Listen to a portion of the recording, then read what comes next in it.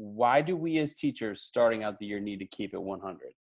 Well, I think beginning in the year, you have to present yourself as you are to your students if you want your students to present who they are to you.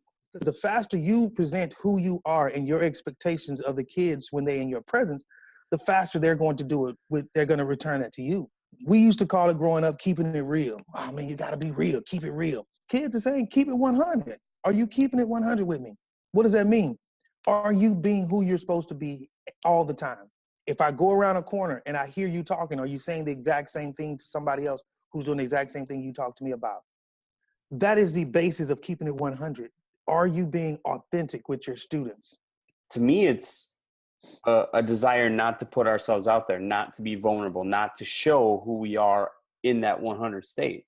So in our session, those two practices of authenticity and vulnerability that, Right, but they're kind of whitewashed in education because teachers don't talk about vulnerability. You want me to let the kids know that I feel pain, that I get disappointed, that I get let down? Well, yeah, if you're going to keep it 100 with them, you have to. I'm in my classroom today was a perfect example. I made a mistake in my calculations. I used it as a teachable moment.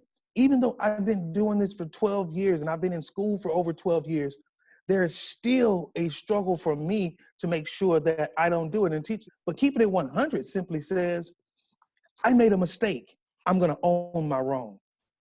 Because you watch how liberating this is as a teacher. If I can raise my hand and say, I got one wrong, what does it do to that kid in the classroom who got one wrong?